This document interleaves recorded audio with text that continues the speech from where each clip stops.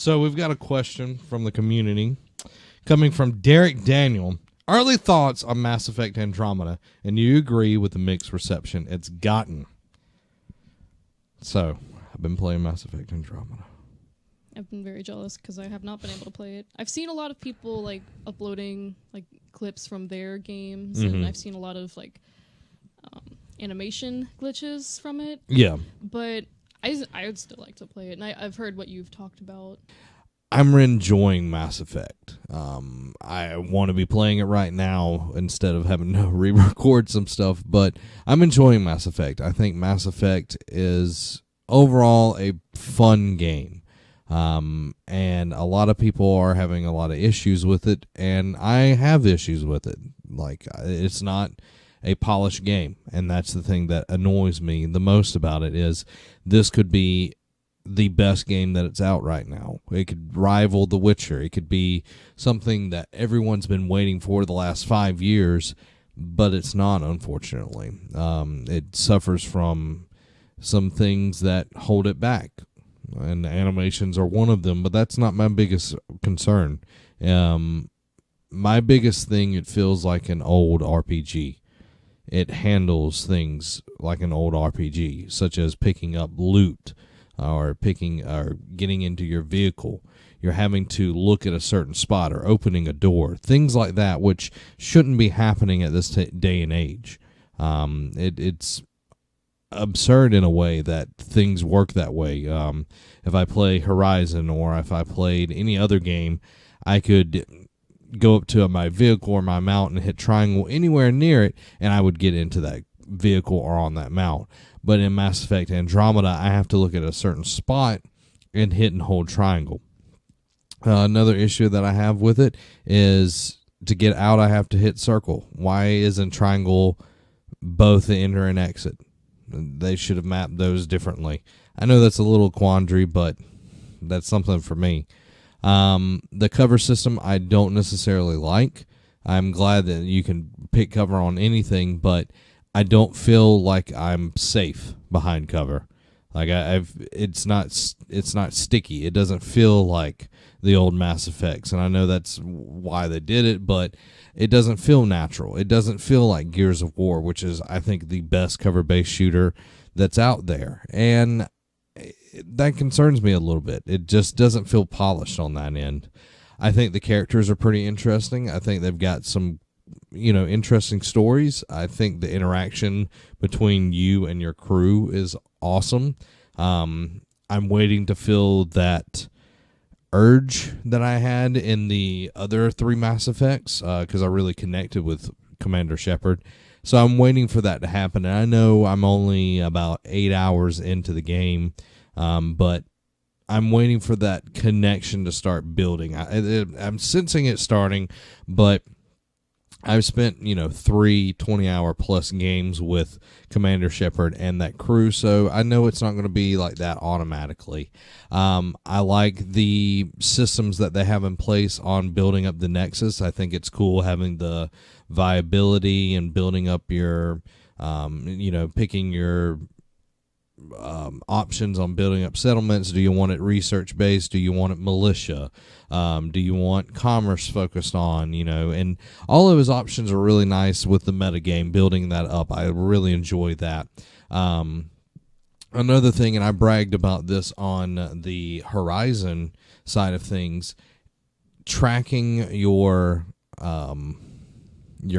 quest was very easy in Horizon. This feels a little clunky, in my opinion, and I bragged about Horizon. If I have a quest to turn in, it can be turned into the same conversation the first time I talk to someone. Mass Effect doesn't do that, and I know it's, I'm nitpicking and trying to compare it to another game, but it definitely feels like an older game. It feels like we haven't progressed very far on the technical side of things, and that will come in time, I'm sure, with the rest of this trilogy that I'm sure they're building. But the game is fun. I don't want people to think, oh, this game is not fun, that it's something that I don't want to play. The game is fun. If you're a Mass Effect fan, you're going to probably be in two camps. One where you enjoyed it, it was fun, or you absolutely hate that this is not Mass Effect, this is not what you signed up for. And I'm enjoying it. I'm glad I'm in the universe again. And another nitpick I think I have, and unless they introduce more aliens, they've only introduced 2 new species, the Ket and the Angari.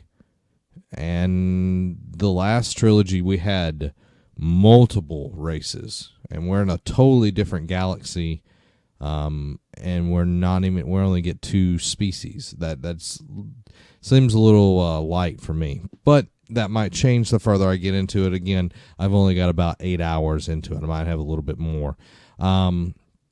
Traveling system to system or planet to planet, they really try to make it look beautiful, and when it's done right, it looks gorgeous, absolutely gorgeous. But there's times where I go from one side, like a planet's right here, and another planet across the system this way, and it'll zoom out, and then I fly right through the middle of the planet. That shouldn't be happening. Like, it's presented in such high quality that really sticks out, that it's not done well. That I'm flying through the middle of a planet, or I'm flying through an asteroid. It looks great when it does well, but half the time, actually majority of the time, it doesn't do it right, and that should be fixed. It breaks the immersion that I'm wanting from this game. The jump jet, love it. Such a great feature that has been added into this game. It helps with the mobility, and it feels like they have polished it. The Nomad, I think, is an interesting vehicle. A lot of times it's fun to drive around, but again, getting in and out of it sucks. It really sucks. And you can't even pick which side you want to get out. Like, if you drive up to a firefight, you're jumping right out there where they're shooting you. So that kind of gets a little bit on my nerves. And another concern that I have is some physics-based stuff here. I could be driving the Nomad at like 100 and something miles per hour and hit an enemy, and it does nothing, and then they'll die. And it'll be several things like this where I'm going this fast, it should kill this enemy. Like, there's no way around it. And I know Allie, when we had recorded this, mentioned that in Destiny, that she could hit something with her speeder bike and it'd kill it. Of course, if it was a bigger enemy, it wouldn't kill it, but it would damage it. So little things like that. I think the world building is interesting, having the Remnant as a component with these vaults that does terraforming and everything, having the Scourge that's like taking over the galaxy and everything, and the Ket being the villains. I think a lot of good things are going on with Mass Effect, and I hope with patches and some feedback from more players than their testers or the people that got it early, I think they could really make this game pop. But right now, a lot of people are just crapping on the animations, and I know there's some stuff that doesn't work. And compared to the other games, I think they did some better animations in the second and third game than this game. But we're kind of falling into that Arkham Origins place right here, where it's not the original team that's making the game, it's a new team, and they're having to prove themselves, but they're missing a lot of things that they could be doing better. They had 5 years to do this, and it feels unpolished in a lot of areas. Now, some people have tried to make the argument, try and compare Mass Effect Andromeda to, let's say, Uncharted 4. You can't do that. Uncharted games or Naughty Dog games have a finite amount of dialogue. They have, a very specific style. It's very cinematic. Ali was calling it that. And I agree with that. They're only having to polish certain things. And let's say they had 15 hours of dialogue or whatever in Uncharted. I'm just giving you a number. With Mass Effect, there's so many more. I would say there's probably 1,000 hours or something like that. It's that big of gap. You can talk to so many more people, and it's You have your cutscene dialogue where it's a bigger moment, and then you have your dialogue that's just you talking to a crew member that's not a big deal, getting more information from them. And then you have your dialogue between you and some NPC that's just giving you a quest, or you have it where a crew member's talking to you just as you walk through the ship. And all of that has to be animated, all of that has to be done, and that's a lot. There's so much in that, and in my short span of time, I've probably had 200-300 conversations, and that's a lot. And I think people miss that, and I know some people are going to throw up, well, what about The Witcher? CD Projekt Red works on one game, and they do an amazing job, and I'm not even going to try to fight that argument. BioWare needed to do better on this. That's 100%. But the game is fun, and I want you to take away from that this game is fun.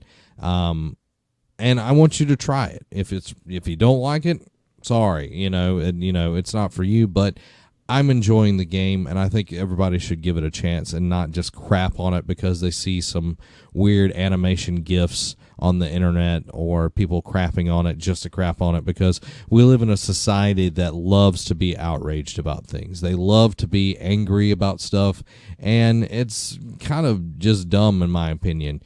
Try it out. Don't just listen to someone's opinion, or find somebody that you actually agree with their opinions. You can find somebody, and then you find somebody that's the total opposite, that you don't agree, and you listen to those opinions, and then you see that. Or watch some live streams or Let's Plays of it and see what you think of the game. And that'll help you give a better understanding if you don't want to just outright buy it. But I enjoyed the game so far, and I'm ready to get back more into it and have more fun with it. I did also finish Resident Evil 7. I've been doing a Let's Play live stream series, whatever you want to call it, and I finally finished it. Took me almost 14 hours to beat the whole game. That's with live streaming and talking with awesome chat and everything. And Resident Evil 7 is by far one of the best games that has come out this year, and there's been awesome games that have come out this year. It really, you could see Capcom has really went back to the drawing board and made this series, this franchise, what it should be.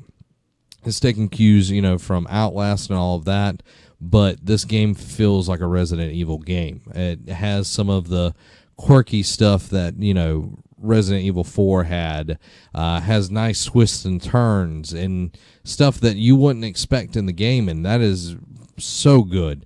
The horror elements were great. The suspense was all the way through. The gameplay felt amazing.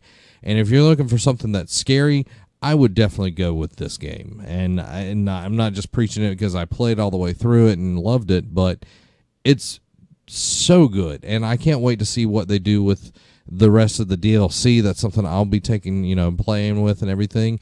But the next entry in the series is going to be awesome. So I thoroughly enjoyed it. And if you don't want to play the game and you just want to watch something, I've got the whole kit and caboodle of me playing the game up on our YouTube gaming channel and our Facebook page as well.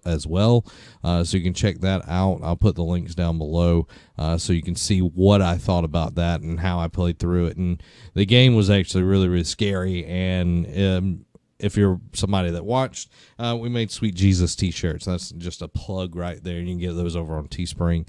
But really, really enjoyed Resident Evil 7. And just going on a little chronologically here, me and Allie are getting Nintendo Switches. They're coming in, if you're listening early, over on patreon.com/nerdcave. We're getting them on Monday. So we'll be doing some unboxing videos. We'll be doing some streams with Zelda.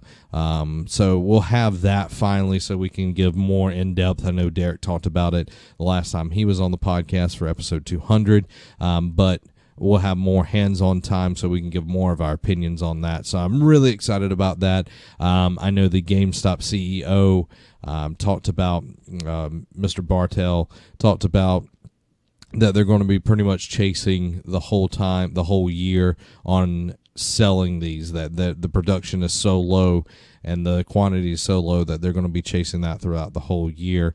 And I think that really comes down to Nintendo being a toy company, and I've said it thousands of times. It feels like that they handle these things very poorly, and I know they wanted to try to avoid the Wii U situation where there was a lot of them sitting on the shelves, but now they've got people that want to buy these and that want to be playing these games, and I know the attach rate for Zelda is pretty much 1-for-1, but if you can only sell 2,000-3,000 of these, I know that's a pretty low ball number, but if you can only sell that much, does it really matter? Does it really matter that your attach rate's that well? When there's probably 200, 300,000 people that still want one but can't get their hands on it.